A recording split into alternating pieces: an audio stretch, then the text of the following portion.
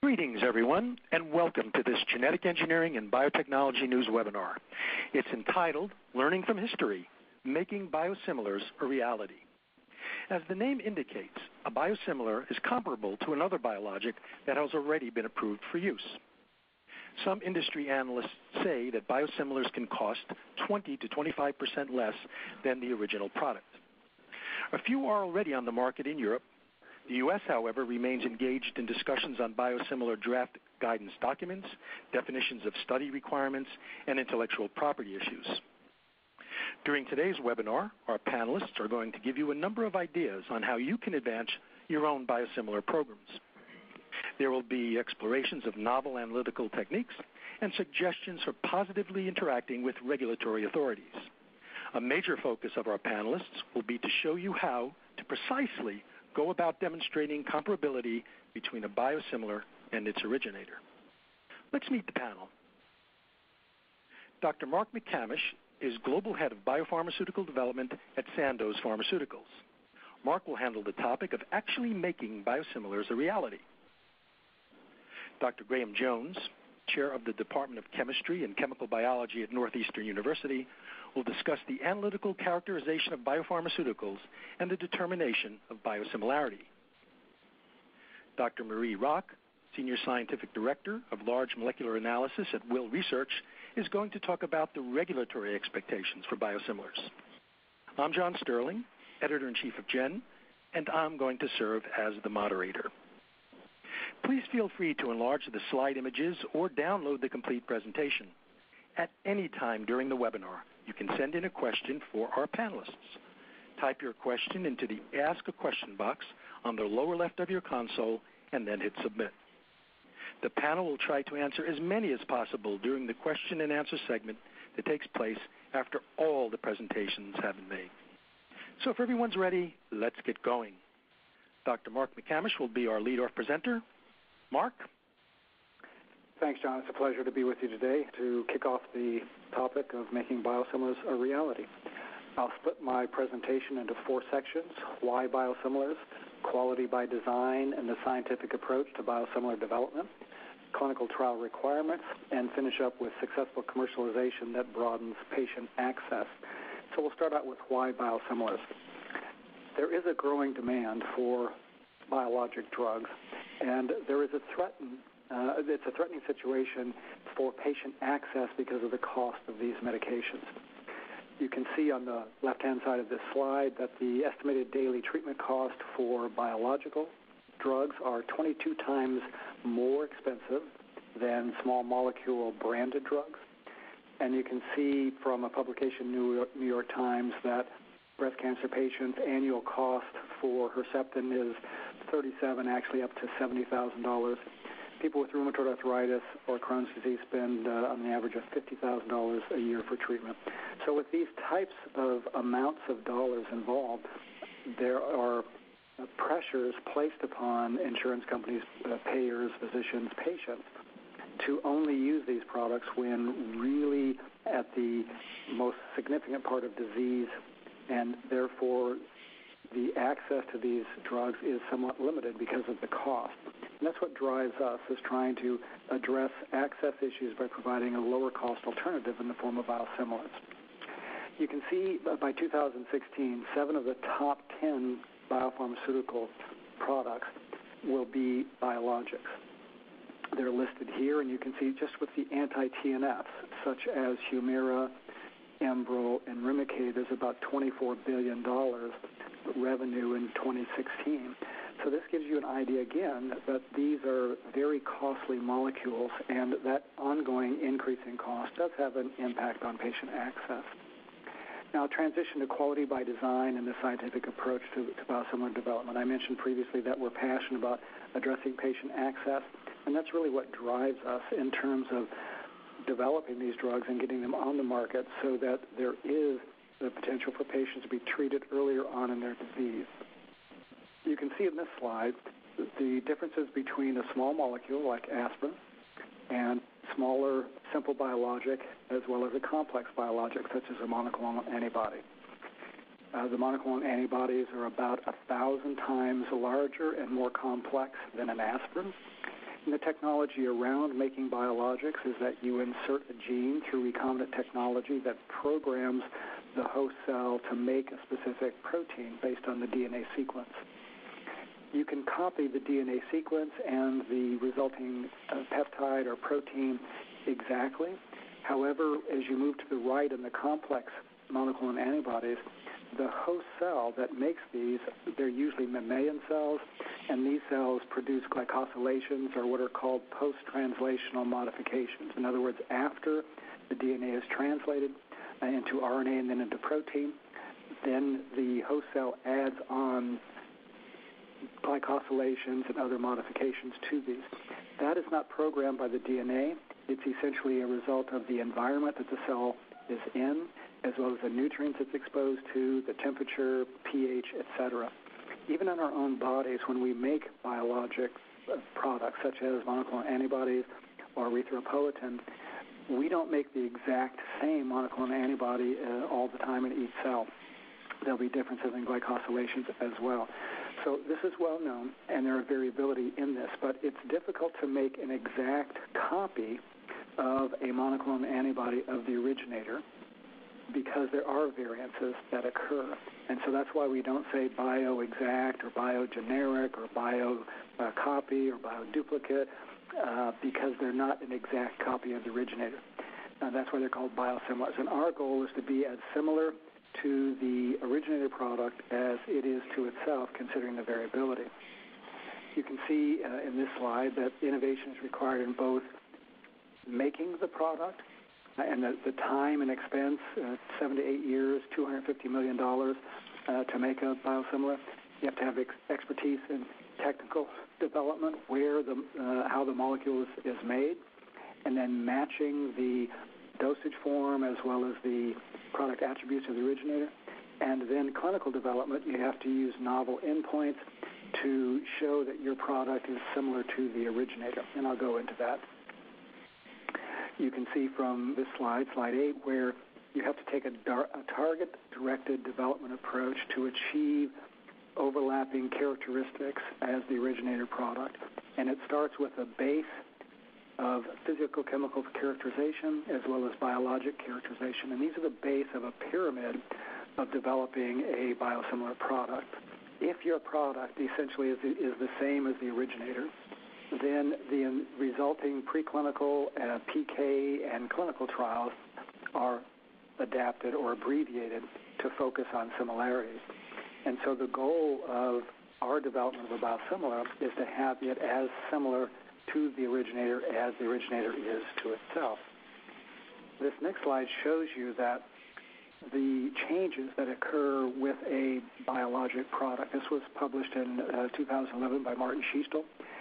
And basically, he followed products over the lifetime of a biologic, looking at different batches of product from different countries and different regions. And you can see on the upper left where a glycosylation pattern shifted. Prior to a manufacturing change, it was around 0.4%. After manufacturing change, it was 1.2 to 1.6. And below that, you can see that it did have an impact on a measure of potency called ADCC, or antibody-dependent cellular cytotoxicity.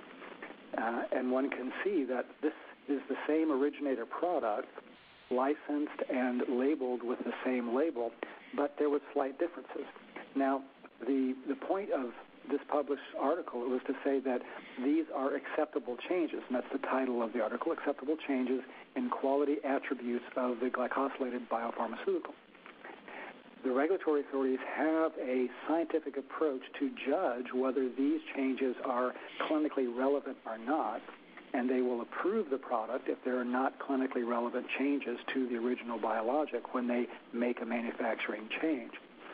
If they have residual uncertainty about whether that change is clinically relevant, they will then ask the sponsor to do additional studies. It can be preclinical studies, it can be clinical studies. But this gives you the base of the regulatory approach to this. The quality by design approach that we use in developing a biosimilar is to take the variability of the originator product over time and use that as our target for creating a copy of the original.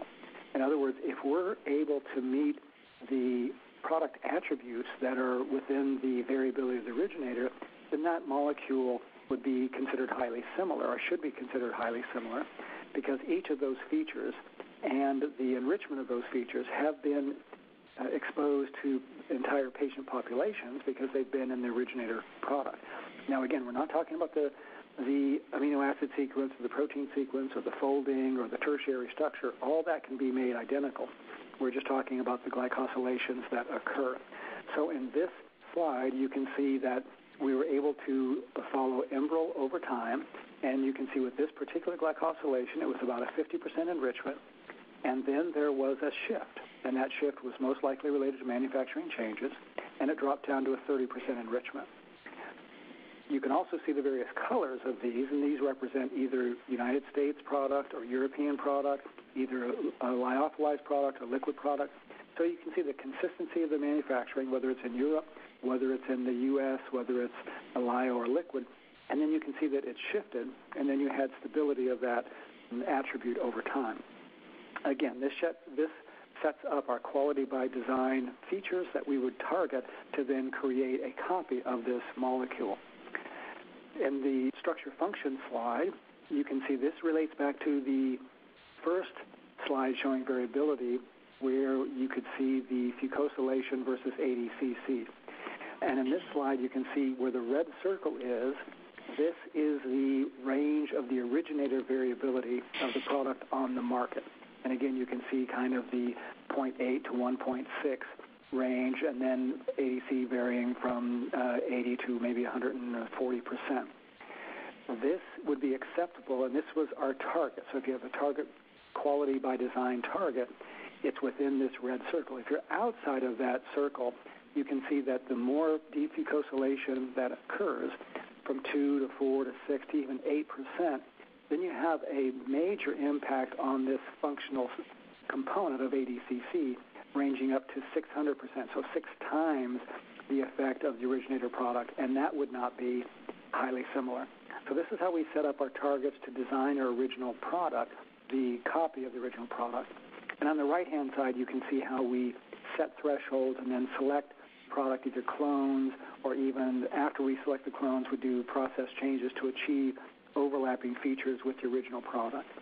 And this is really termed kind of a fingerprinting, and we try to include multiple ways of evaluating very complex products, because you can't use a single analytical test to evaluate all aspects of a monoclonal antibody. And so FDA has coined a term fingerprinting, wherein we can use orthogonal comparisons using multiple different types of approaches to cover various sections of the molecule and combine that data to get a good picture of what the originator looks like, what it looks like over time, and then what the biosimilar looks like and what one has to achieve in terms of product features to have a fingerprint of the biosimilar compared to the originator product.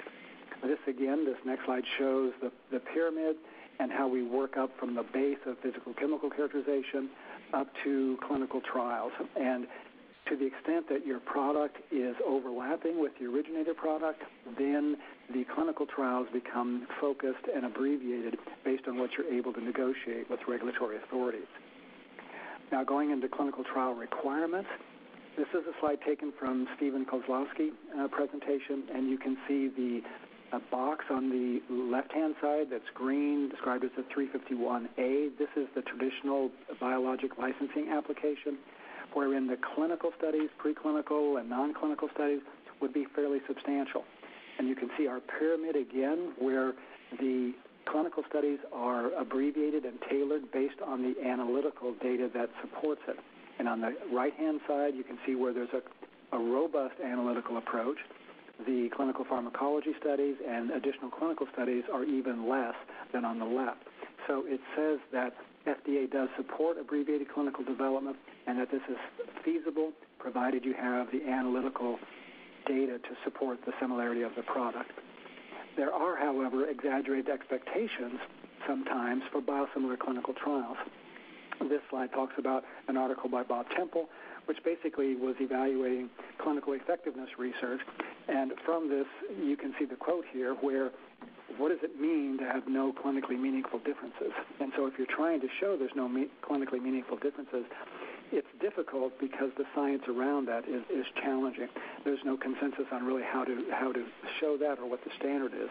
And then he says that with rare exceptions, differences between drugs, if any, will be small, considerably smaller than the whole effects of the drugs, which themselves are often small, and the difference one would want to rule out is also small. If you combine that all together, you end up with a huge trial to show that your drug is the same as the other, with ruling out very small differences.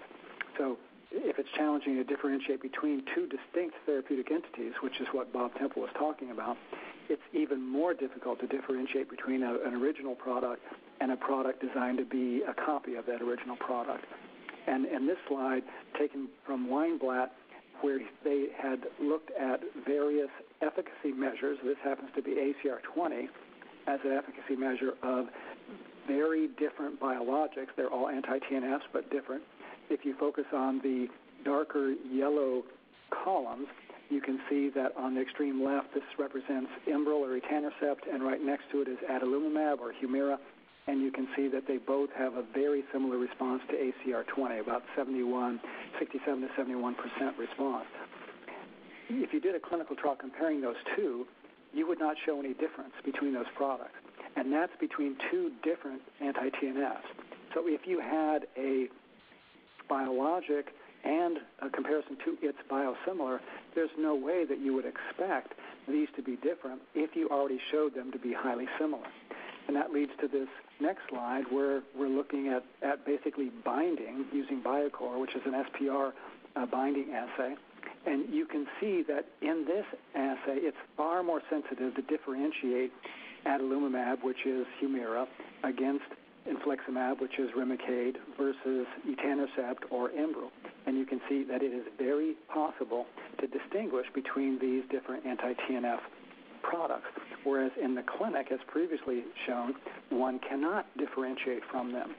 So what this leads to in this next slide is the analytical characteristics that we would look for a biosimilar. And on this slide, you can see that the original product, which is labeled OM123, the pilot batches for our biosimilar, and then confirmatory batches from our biosimilar, they are all exactly overlapping in this same SPR analysis or binding analysis. And the one that is not overlapping is a completely different anti-TNF monoclonal antibody. So you can see that we can create a product that has overlapping characteristics of this.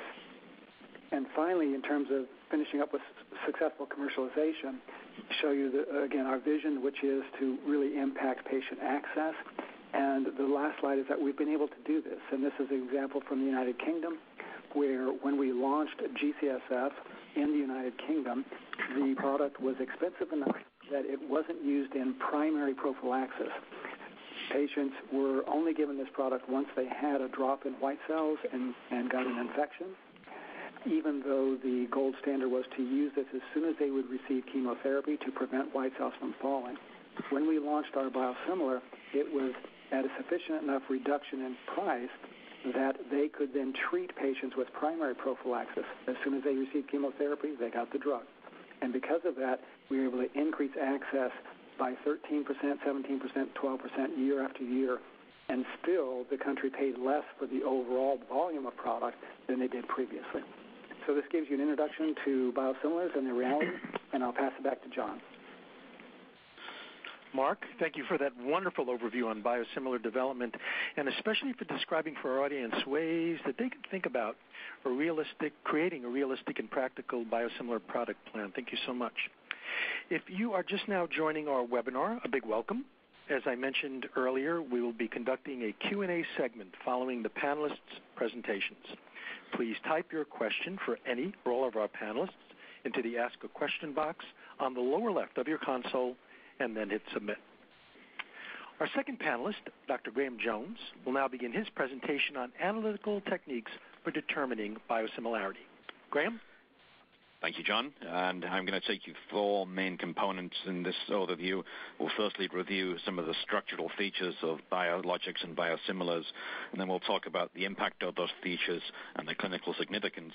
And then we'll switch over to talk a little bit about regulatory concerns and regulatory parameters in terms of their approval. And then finally, I'll go through some case studies about the use of state-of-the-art, cutting-edge analytical technology to assess equivalence in terms of the structural components of biologics and biosimilars.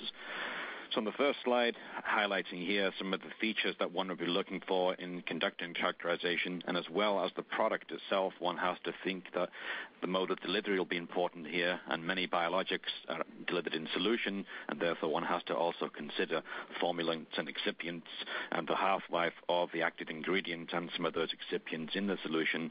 There are also other things to worry about in terms of the contaminants, and also another step known as genetic drift in the cell lines that produce the biologics. So it does add up to quite a complex problem and differs significantly from what one would encounter with small molecule conventional pharmaceuticals. And let's get straight to the structural component. The next slide just gives an overview of how proteins are manufactured, DNA to RNA, but the proteins only the start. As was mentioned earlier, post-translational modifications are very important in the three-dimensional structure and activity of these protein biopharmaceuticals. And there's a list here of 11 major post-translational modifications that proteins undergo, all the way from glycosylation to acylation, lipidation, and also deamidation. So any analytical method needs to be mindful of all these 11 types of PTMs, post-translational modifications, as well as the main structure of the protein. And for those of you needing a recap in structural biochemistry, the next slide just goes into some of the 3D components in a protein. Alpha helices and beta sheets are building blocks of proteins. Then one needs to consider the tertiary structure of the protein. And additionally, what is known as quaternary structure. That quaternary structure can change in solution based on excipients and potentially contaminants. And if that has an impact on biological activity and its profile, one needs to be very careful to assess whether something really is equivalent from batch to batch, and these are things that analytical chemists will worry about and develop methods to assess. Next slide illustrates a sample protein, tissue plasminogen activator. It's a rather large protein, but the reason I've chosen this slide is to indicate the actual structural variations that are possible with a protein of this size. So with the 527 amino acids, there are 17 disulfide bridges, and there are 3 glycosylation sites. And if you combine that mathematically, based on the variations in the side chains and the location of the disulfide bridges, there's potentially 10 to the 9 possible variants on this one protein.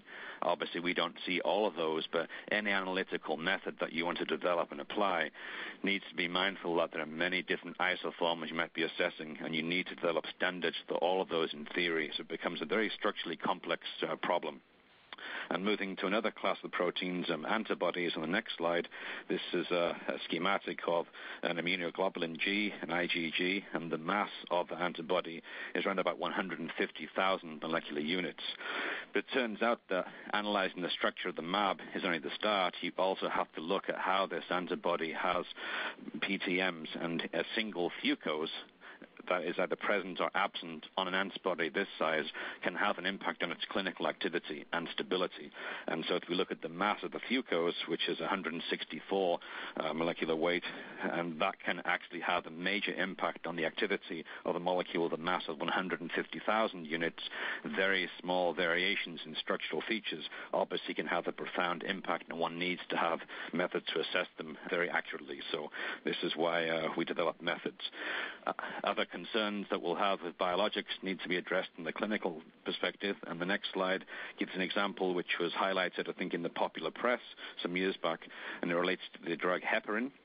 And heparin contaminated heparin batches were discovered in the United States and around the world, and resulted in 80 deaths in the United States because of the contamination. At the time, obviously a major concern for all the regulatory authorities and healthcare organizations, it was determined that batches of heparin had been contaminated or maybe even adulterated with a substance known as chondroitin sulfate. It was actually something called over-sulfated chondroitin sulfate, and it took many months of very hard work for for biotechnology companies, industry professionals, and the academia to solve this problem and determine what the actual contaminant was. Eventually, it was determined by a technique known as NMR, nuclear magnetic resonance, and that shows to highlight that small structural changes and contaminants of the products can have an impact in the clinic, and we obviously need to be mindful of this as we go forward and as we develop methods which can be used routinely to screen.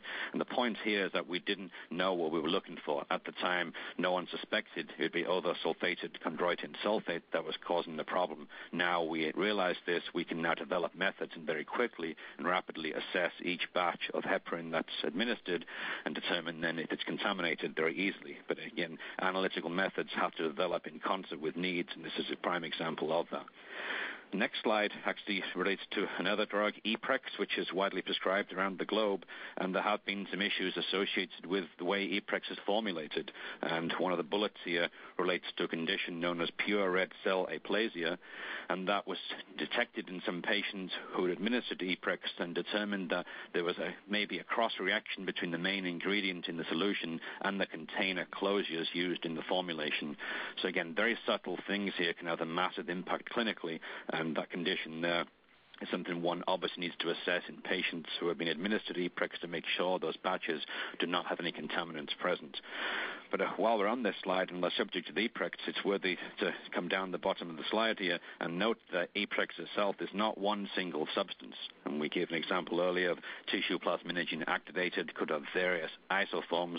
Well, the same is true with Eprex. There are up to 14 different isoforms which are present in batches of Eprex, which are clinically very effective and used around the world daily.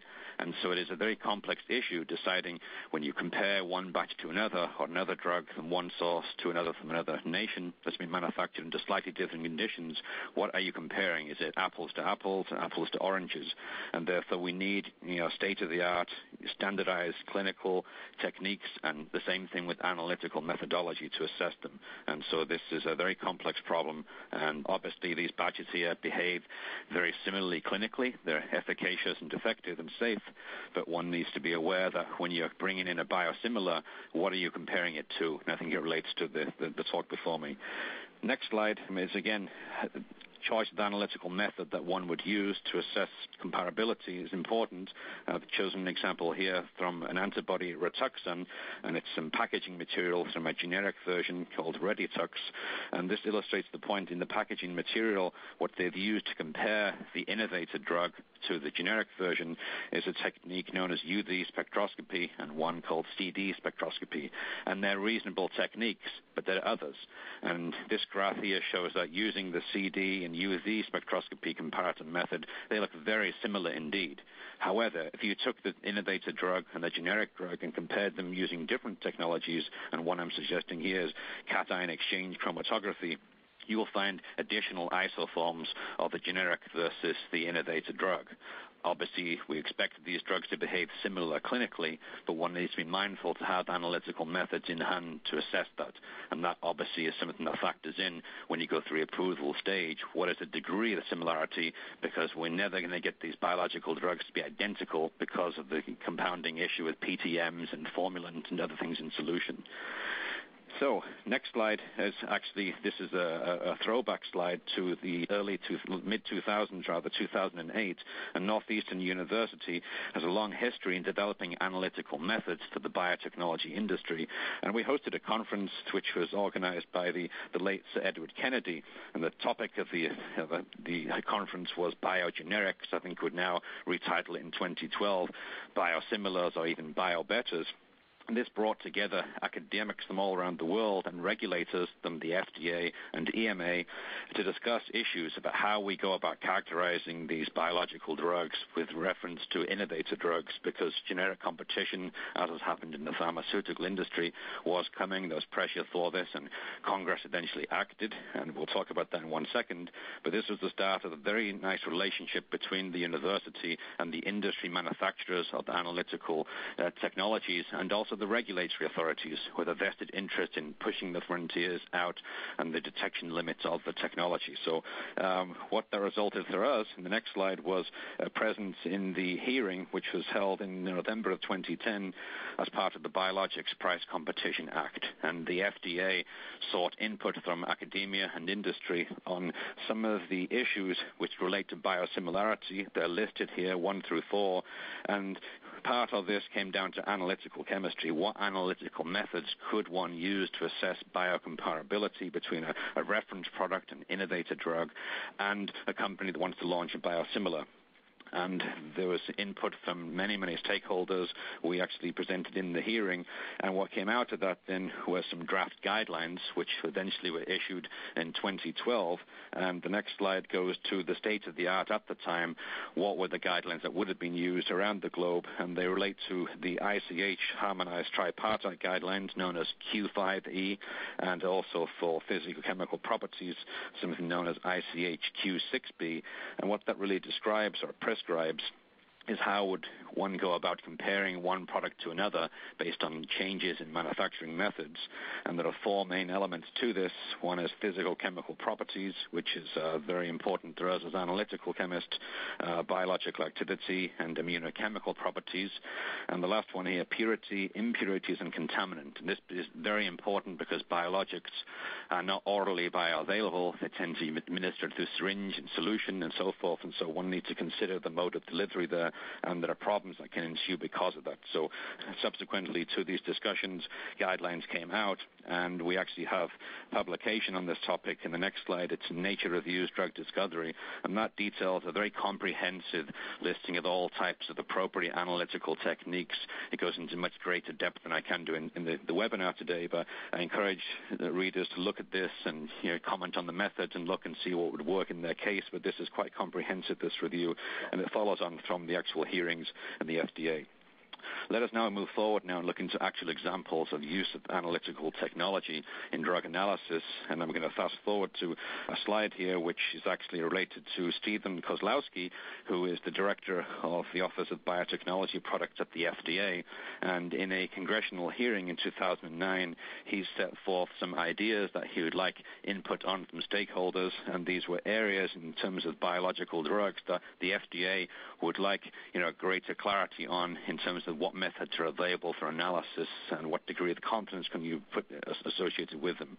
And the 3 areas were post-translational modifications, the 3-dimensional structure of the proteins, and protein aggregation. So let's move to the first one of these, which is post-translational modification. And there's a quote here that they are very interested in determining the degree of glycosylation of proteins, one of the 11 PTMs I mentioned earlier. And there are numerous technologies to assess that, and we are actively engaged in some of this in the university at Northeastern. And the next slide just shows one commercially available instrument which is available off the shelf to actually conduct such analyses.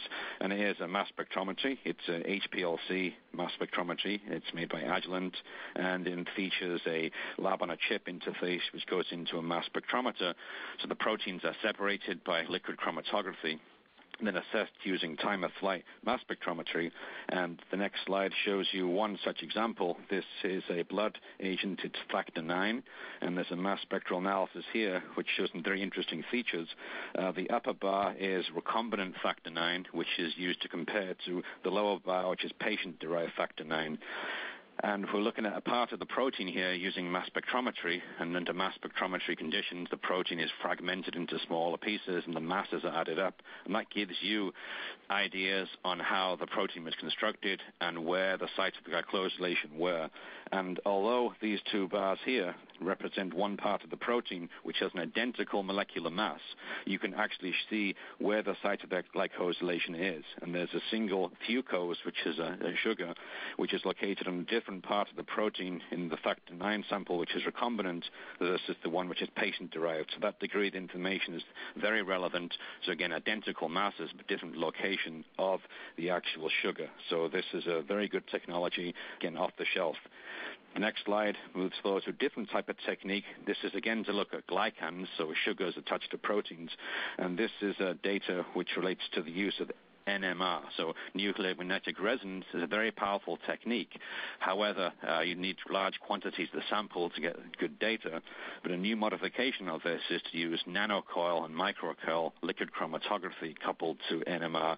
And under those conditions, using digestion conditions, one can get very good three-dimensional structure of the proteins and isoforms of the proteins from the technique.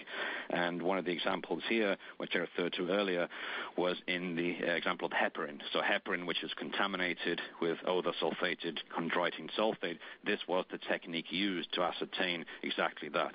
And so again, mass spectrometry and NMR used in tandem can be very powerful in the structural interrogation of biologics and biosimilars. Moving on to another technique, and this is now used to measure isomerization.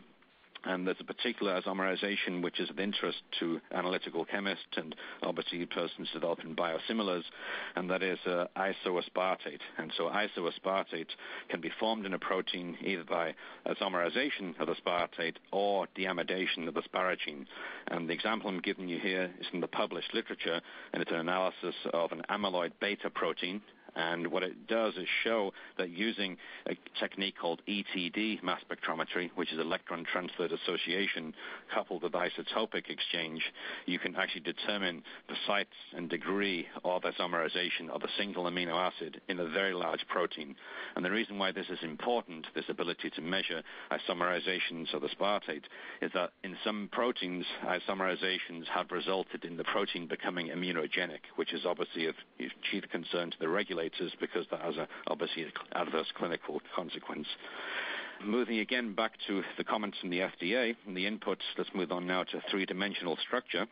And 3D structure there are various forms, but the areas of interest were the potential for misfolding of the protein and the distribution of different three-dimensional structures in a mixture of protein isoforms. And again, mass spectrometry is very powerful here, and I'm going to refer you back to the structure we saw earlier of tissue plasminogen activator, and it turns out that TPA can be analyzed very successfully and exquisitely using modern mass spectrometric methods. And again, this is from the published literature, so examine this and see if this method is applicable to the protein you're interested in doing. But the techniques there were soft ionization modalities, the mass spec. They were ETD coupled with collision-induced dissociation, and that allowed either top-down proteomic digest or bottom-up protein analysis, as these terms are used interchangeably, one to assign every single one of the 17 disulfides in this large protein, plus the post-translational modifications. And so very powerful techniques used to analyze very complex proteins with a high degree of precision. The next slide is yet another mass spectrometric technique, and it's known as hydrogen-deuterium exchange mass spectrometry. And what happens here is that a protein is incubated with deuterium oxide, D2O, and the exposed hydrogens in the active site of the protein exchange, and because they exchange a hydrogen through deuterium, the mass goes up by an additional unit. And that can be then used in a mass spectrometer to assess the difference pre- and post-incubation with D2O of the protein. And an example I've got on the next slide is a MAB, immunoglobulin G, which has been over time treated with D2O to expose solvent-accessible sites on the molecule.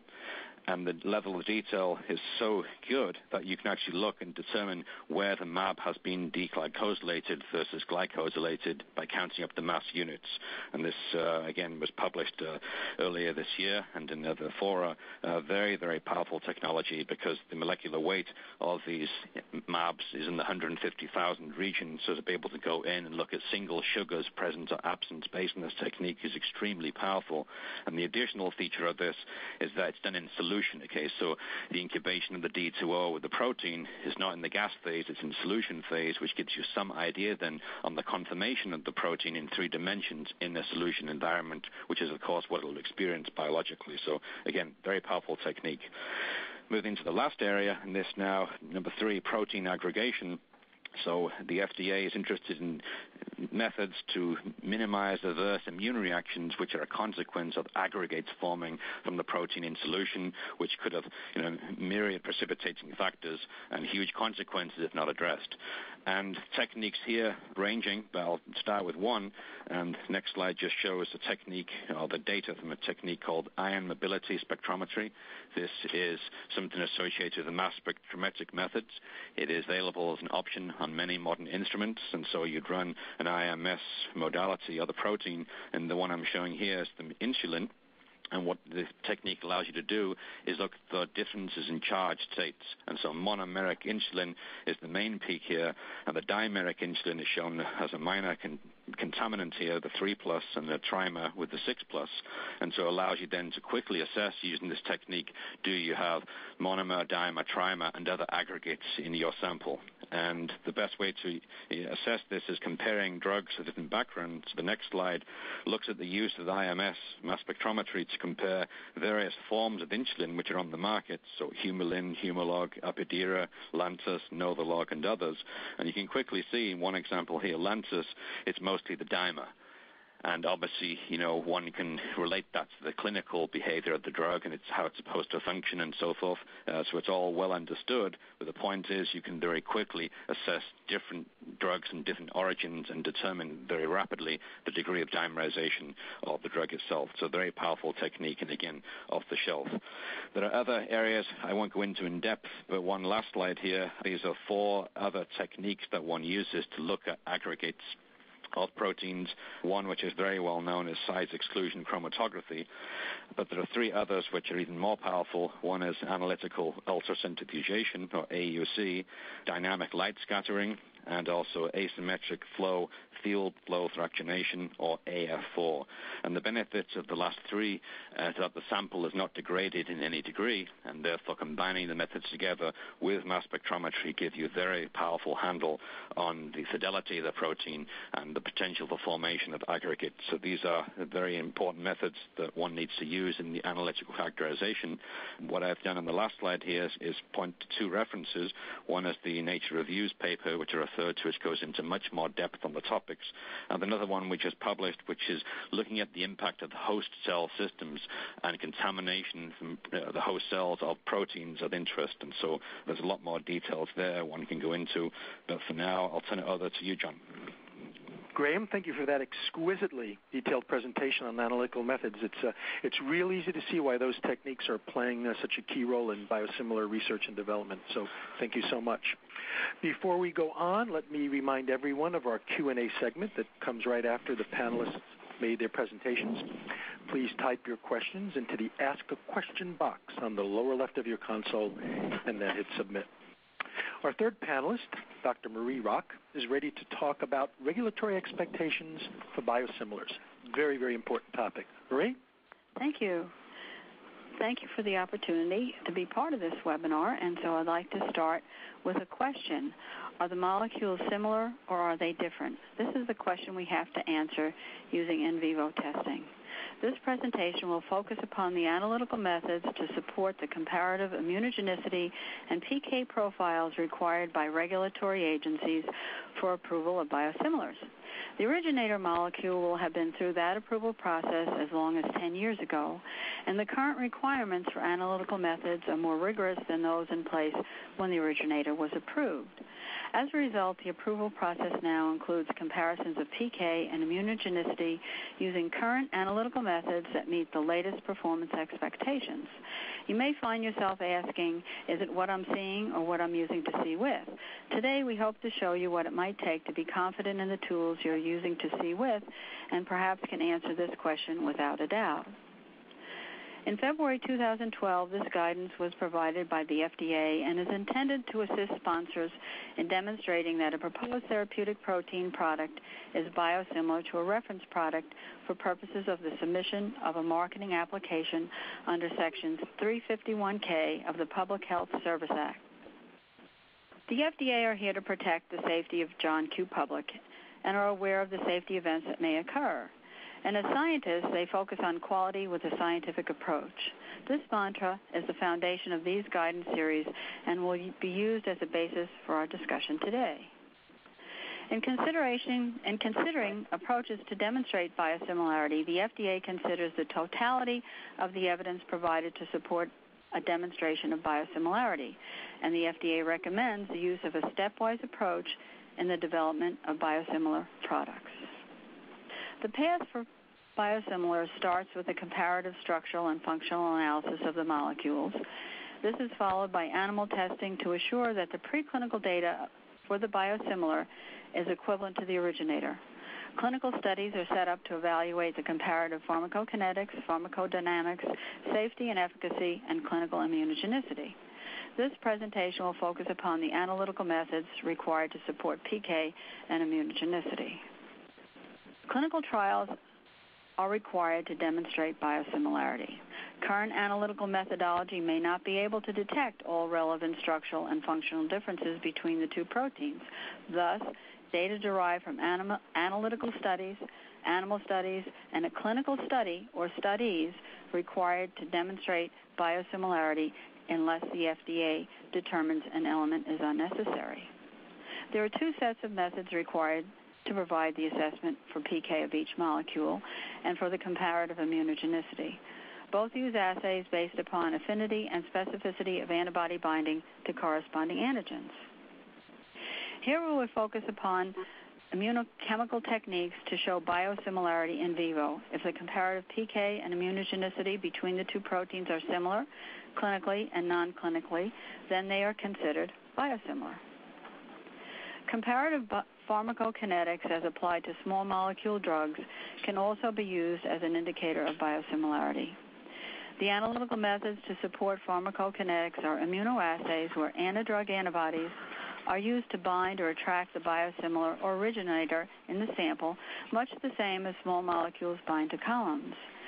There are usually lots of possibilities for the antibodies used in the assay, and there are a number of ways the assays can be set up. From our experience with biosimilars, we have some recommendations for demonstrating biosimilarity. Let's review a typical ELISA method for determining PK. First, an antidrug antibody is used to capture the biologic onto the plate. After a wash step, a biotinylated antidrug antibody is added and will bind to the drug that has been trapped by the antibody on the plate. After another wash step, a streptavidin horseradish peroxidase may be used, followed by the addition of a substrate that will enable the detection of the whole sandwich. The optical density is proportional to the concentration of the biologic in the sample. It is important to remember that there are many ways to configure this assay, and this is just used as a simple model here. Using the same method to test the originator and the biosimilar, which includes one assay, same technology, same reagents, capture and detection, same conditions. One calibration curve, use a biosimilar to calibrate. This allows you the advantage as a biosimilar manufacturer. You will have access to materials that are well tested and well known to you and in sufficient quantities. In comparison, the originator may be limited in supply, and all the relevant information may not be available. Include controls of each molecule, which will mimic the samples being analyzed. Compare the data, inspecting for precision, accuracy, selectivity, and for study sample analysis, the blood levels for each. In testing for selectivity, low concentrations of each molecule are added to pre-study samples from the subjects enrolled in the study. The analytical recovery of the originator and biosimilar are compared. This can be the most challenging analytical piece of the picture, and there may be differences, even simply due to the laws of chance. The study sample data should be compared and the PK parameters computed. The area under the curve, Cmax, should compare within a range of 0.8 to 1.25, the same criteria that are used for small molecule generics. To turn now to the immunogenicity assessment and the impact of an antibody upon the PK of the molecules. This figure shows the historic progression of immunogenicity testing from the work of Beerson and Yellow, which was recognized by the Nobel Committee, and the tragic immune response to EPO in 2002, which launched the series of regulatory guidance documents regarding immunogenicity. To turn now to the immunogenicity assessment and the impact of an antibody upon the PK of the molecules. Here we see PK and antibody levels in two patients on a clinical trial. The data in green are from an antibody-negative patient. These data were samples tested just before the very first dose in the trial, then again just after each dose, in between, and just before the next dose, and so on. Please note the consistent regularity to the zigzag pattern in the antibody-negative patient. Now let's turn to data from an antibody-positive patient. At first, you can see the regularity of the Cmax and Cmin. Once an antibody develops, an alteration in the pattern is observed, and the spread between Cmax and Cmin dramatically widens and becomes more pronounced as the process intensifies. The increased concentration of the antidrug antibody carries some serious effects and concerns based upon the potential for cross-reactions of the antidrug antibody with the natural occurring molecules. In this cartoon of an antibody, we see two sections of the antibody, the Fc, or constant region of the molecule, which defines the antibody subtype, and the Thayer portion, which binds to the antigen. Although this binding demonstrates a narrow specificity, other similar molecules can cross-react. The process can occur when several antigens can tuck into the Fab pocket. This is where the safety concern comes in, as the antibody cross-reactivity can cause some serious effects. These cartoons show two basic formats that can be used for antibody screening. The one on the left shows a double antigen bridge where the drug is bound to the wells of a microtiter plate, in this case manufactured by Mesoscale, and the antibody in the sample is captured by the drug on the plate and then detected with a label drug. The format on the right is less complex, and the drug is coated directly on the plate, and the antidrug antibody is detected with an antibody against the study species. In clinical trials, this may be an anti-human IgG, anti-human IgM, and so on, in order to help differentiate the class of antibody that might be coming up. In testing comparative immunogenicity of biosimilars, it is critical to keep in mind the following aspects. The purpose in conducting an immunogenicity assessment is to observe the incidence and severity of the immune reaction to the therapy. The reaction can possibly cause some serious effects that interfere with the pharmacokinetics of the drug and either enhance or delay clearance. Life-threatening anaphylaxis or cross-reaction with an endogenous counterpart can cause a medical emergency. The cascade of analytical tests performing an immunogenicity is shown here. First, we have our antibody screening assay, and those samples that are identified as antibody positive go on to be characterized in titers, and then finally are tested in the neutralizing antibody activity method. To further elaborate, once a sample has been confirmed positive for an antidrug antibody reaction, further testing is performed to estimate the severity and progression of the immune response. The titer is determined, and that generally is a correlate to the level of the reaction. This is followed by an evaluation of the antibody specificity as an indicator of just how broad the reaction is. The antibody isotype is then determined, which is also indicative of the nature of the immune reaction. The duration of the antibody response is another key factor in patient safety. If there's a slowly clearing antibody population, it may be necessary to allow for sample collection to determine the clearance for quite a long time. This can last up to a year. All of these factors taken together as a composite to assess the impact of an antibody response in PK and safety. Neutralizing antibody testing is generally done using the activity-based assay and makes it possible to detect antibodies that may be neutralizing the pharmacological activity. Generally, the activity method used to test the potency of the drug during the CMC drug production process is optimized and customized to detect the neutralizing effect of an antidrug antibody. In addition, the neutralizing antibody assay can be useful in detecting antidrug antibodies that may react with their endogenous counterparts. We also recommend using the same basic method to determine antibodies to the originator and the biosimilar. This screening assay can be used to test the antibody specificity, isotype, follow titers, and time course. In addition, this package of data can be correlated with corresponding immune clinical symptoms. The same assay can be used for the originator and biosimilar, and positive antidrug antibody controls from both are included. The cell-based assays are based upon product release and optimized for neutralizing antibody testing.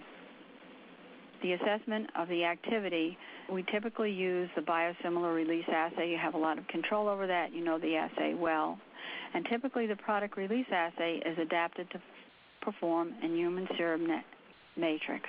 It can take 6 to 9 months to develop and validate, and it's very sensitive to changes in reagents and assay conditions. This functional assay used for biologics becomes the basis for detecting neutralizing antibody activity, and the data are the most critical indicators of neutralizing antibody activity as they relate to safety. As you can imagine, these assays are all biologically based, involve culture technology, so in addition to all the analytical variables, there's a very important paramount factor, the analyst. These assays are not for everyone, and there is no detail too small. And as the data may seem non-exact, the runs need careful attention to detail and statistical analysis of the data. Some of our clients refer to this unit in our laboratory as the cell whisperers. We have worked on many cell-based assays and have a group of scientists that are highly skilled and considered experts in handling these methods. Here is a cartoon depicting how drug bioactivity may work. We see here the cell and receptor with the drug tucked into the receptor. The drug reacts with the cell. A signal that can be detected is released as a result of the interaction. And here we have a cartoon of a target cell and a neutralizing antibody.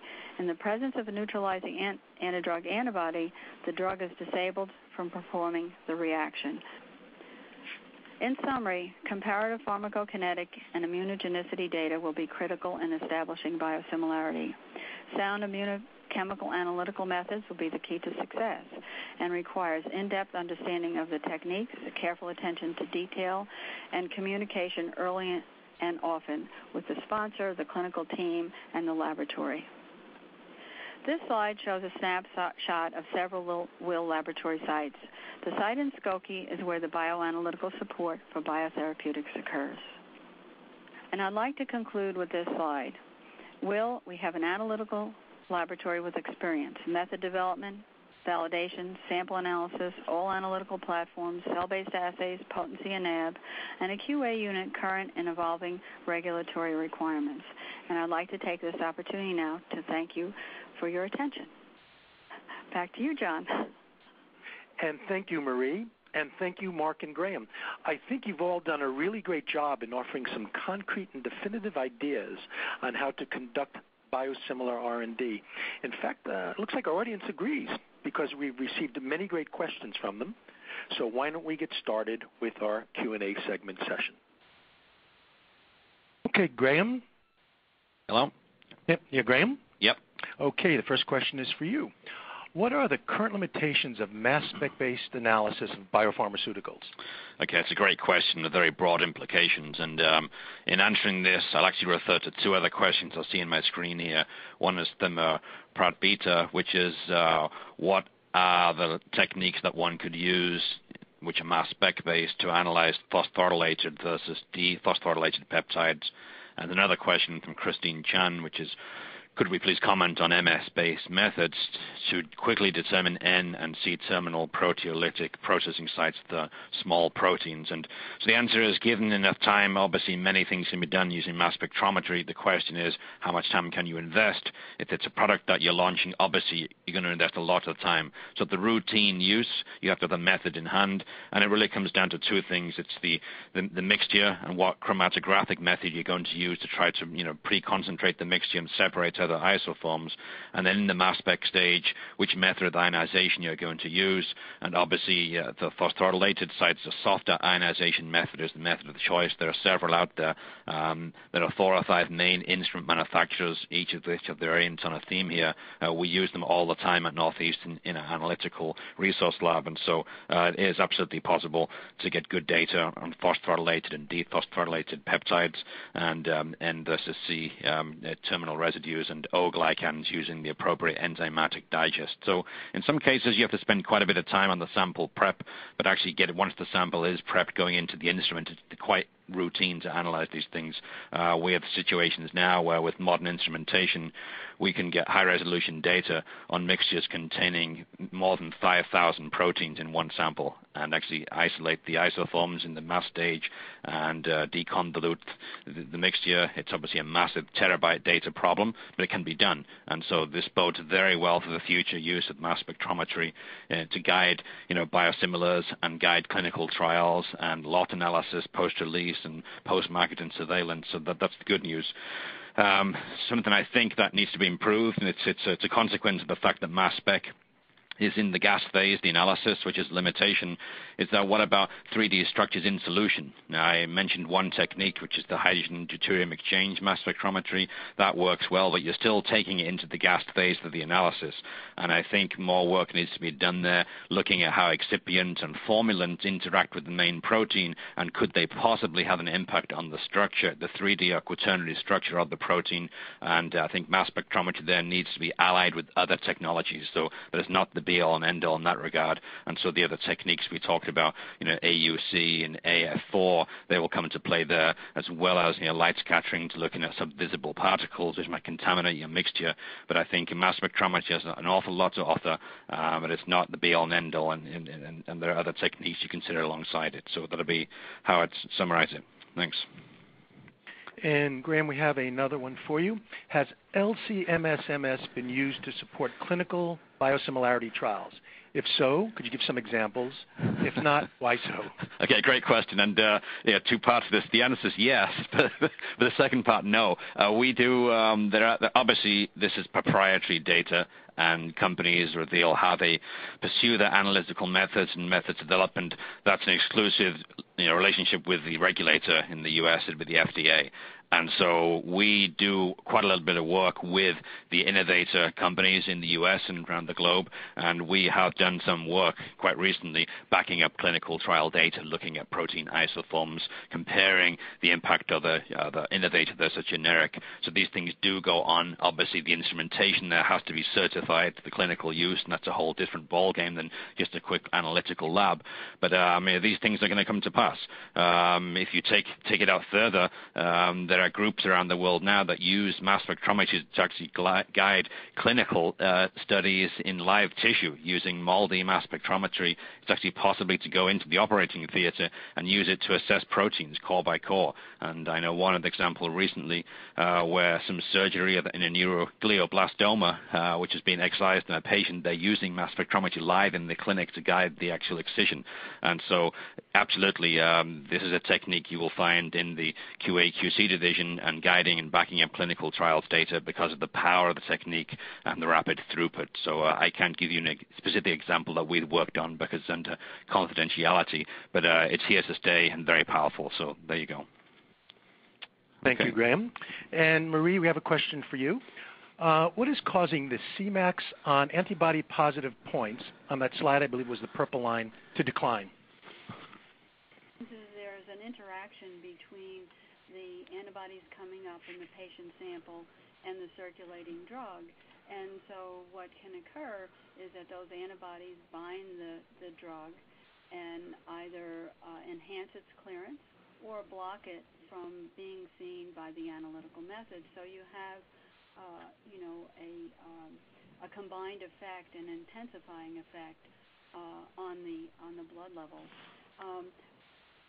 Sometimes you don't need an assay to tell you that there are antibodies coming up against the drug as the patient's symptoms start to return. And so I think that in addition to all the beautiful analytical methods we have to detect antibodies and the drug and so on, sometimes the most sensible thing to do is ask the patient, does the knee still hurt? And we have another very, very good question here. How do today's immunogenicity results collected with modern assay methodology compare to those collected with the originator's Biologic assayed over a decade ago?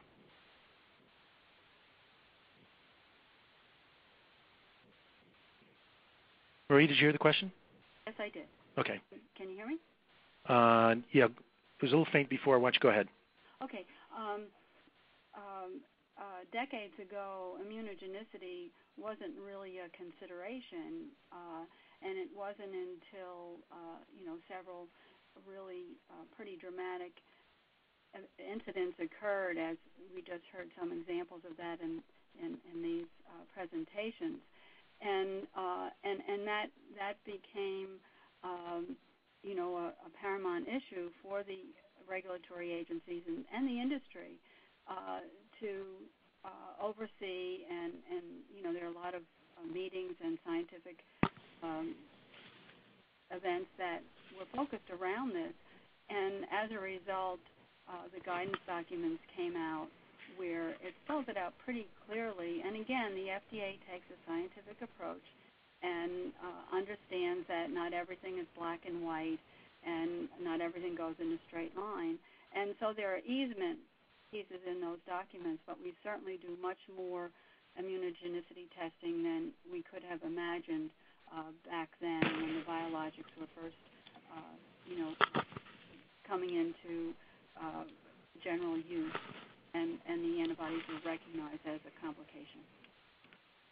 And Marie, somebody wants to know, what are the advantages and or disadvantages to using monoclonal antibodies versus polyclonal antibodies in setting up immunochemical methods? Okay, well, monoclonal antibodies are very specific. They have a very narrow specificity, and they're typically used for PK methods because there you're able to see the specific binding of the antibody reagent to the drug in circulation. The disadvantage is that their affinity is a bit lower, and so you don't always have that presence in the assay. And so generally what we'll do for PK methods is use the monoclonal antibodies as a capture reagent and then use polyclonal antibodies to detect. The other advantage to monoclonals is that they can last forever. Polyclonals are generated in host animals, and you have some limitations in the quantity. So as a company developing biosimilars, what I would do is I would get several monoclonals going, and then inject several host animals so that you have a nice library of antibodies to select from, and you can develop your the best methods. Thank you, Maureen. We have another question for you. Are you recommending that people bypass in vitro studies when comparing Biosimilar and Originator and go straight to clinical studies? Oh, no. No, not at all. I think that the preclinical work helps to give you some confidence that the two drugs are going to perform in a similar way, and if they don't, that's kind of a key that might want to look again and see what might be the nature of the difference that you're observing. But I think having good, solid preclinical data gives you confidence to move into the clinical trials. As the monoclonal antibodies represent ways to achieve the specificity of the analytical method and so on. So I think that that's what I would say. Well, thank you very much, Marie. Graham, I'm going to come back to you. Someone has a question. Okay. There are several companies developing biosimilars using plant cell systems. The companies involved in this work argue for lower manufacturing costs, for example, no animal viral contamination, etc. Can any animal protein be made in plant cells? Yeah, that's a great question. Obviously, we're familiar with some of the drawbacks of the mammalian systems. A good example being, Genzyme, which just was in the news because the supply, of the Faberzyme was cut short because of the viral contamination of a local plant in Massachusetts. And these things will happen when we restrict the production of these life-saving agents. And so lots of interest. Yes, there's an Israeli company that's doing particularly good work using plant cells. And the big issue there is obviously you have to knock out the PTMs, which are unique to the plant cell, the plant host cell. And there are ways to do that. You're really knocking out the xyloses. That's a big issue, the plant cells, and that can be done. There are a variety of mammalian proteins that can be expressed and expressed very well. If you look at the reference I put on my last slide, I've actually done a comprehensive review there, including some of the plant-based systems and some very nice technology. There are some limits. Not all things can be made, but a large variety can. And the question really is scalability and what you're loading ultimately, when you scale up to production phase, and what's your reproducibility. These are things people are working on, but there are many advantages. I mean, a lot of companies switch from CHO cells into yeast to avoid issues, and that's worked very well. It just takes investment and time, but I would bet even money that over the next decade there'll be a lot of interest in using plant cells going forward, and for good reason. So some very clean products can be obtained from the plant cells indeed. So yeah, very good opportunity. Okay. And Graham, we have a very, very practical question here. What degree of experience/training is required for protein mass spectrometry at this level?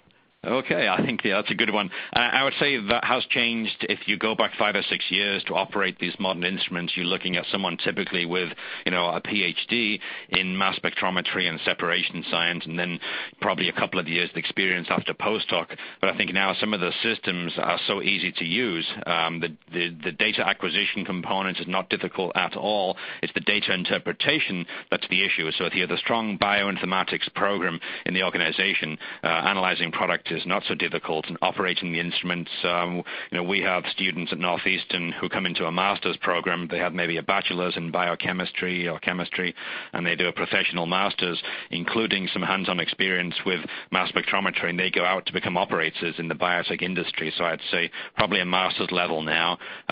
Go back, 5 years, it was absolutely solid PhD, and obviously the more training you have in terms of pushing the limit to the instrument, the better. But a lot of modern instruments can be operated successfully using, with a master's education. And so that's good news to the industry. Well, Graham, thank you very much. Unfortunately, we've run out of time, which happens in these webinars. Please note that this webinar will be archived for 6 months on our website, www.genengnews.com. If you missed parts of it, you can watch it again, or you can recommend it to your colleagues and friends. Thanks again to the panel for the outstanding presentations. And I want to say thank you to our audience for your attention and for your very thoughtful questions about various topics brought up during the webinar.